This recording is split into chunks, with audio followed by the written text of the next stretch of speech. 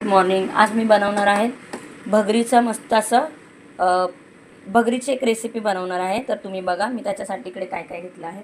थोडासा एकदम छोटासा कांदा घेतला आहे, थोडासा टॅमॅटो आहे, इकडे थोडी शिमला मिर्च आणि फरसबी एकदम बारीक चिरून घेतले, थोडा कढीपत्ता आणि कोथिंबीर. आता आपण स्टार्ट करूया.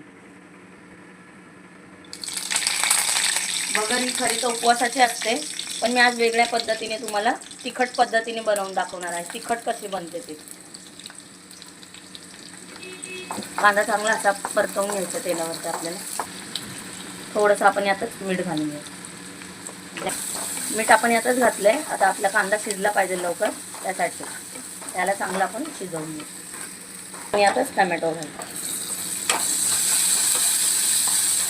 काही लोक याला वरी बोलतात, आम्ही भगर बोलतो, वरी पण बोलतो, काही लोक वरीचा भात बोलतात. तर आपण आज एक रेसिपी अशी मस्त भगरीची बनवूया. काही लोक उपवासासाठी खातात आणि आम्ही असं घरी कधी मन झालं तरी असं तिखट याच्यात बनवतो, म्हणून मी तुम्हाला माझी रेसिपी दाखवतो. आपण इकडे ह्या भाज्या घेतल्या होत्या चिरून, ह्या पण तेलावरती मस्त अशा परतवून घ्यायच्या आपल्याला.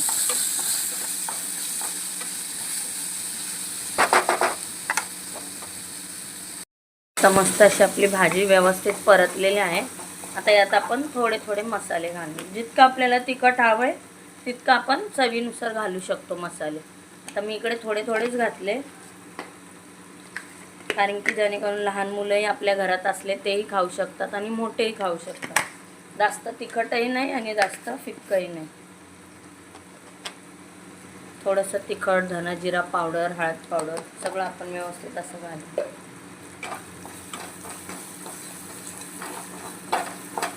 आता आपण यातच कोथिंबीरही घालू.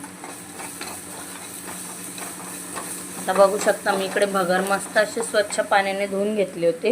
आता मी ॲड करते.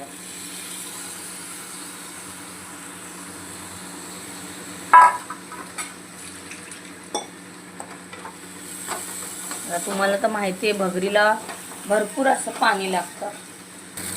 आता आपण यात पाणी घालून बघू शकता. मी इकडे ही 1 वाटी भरून घेतलेलं वरीचं हे. तर मी याच मापाने 3 वाटी पाणी घेतलं आहे. जितकं आपल्याला हवं आहे तितकं. आम्हाला थोडंसं असं पातळ असं सारखं हवं आहे, तर मी थोडंसं जास्तच पाणी घालणार आहे, कारण की भगरीला भरपूर असं पाणी लागतं शिजण्यासाठी. त्याच्यामुळे मी इकडे 3 वाटी पाणी घातलं. तुम्ही तुमच्या आवडीनुसार घालू शकता. बघू शकता आपली भगर अशी मस्त झालेली आहे. खूप पातळही नाही आहे आणि खूप घट्टही नाही आहे, अशी आपल्याला करायची आणि व्यवस्थित अशी शिजलेली पण आहे.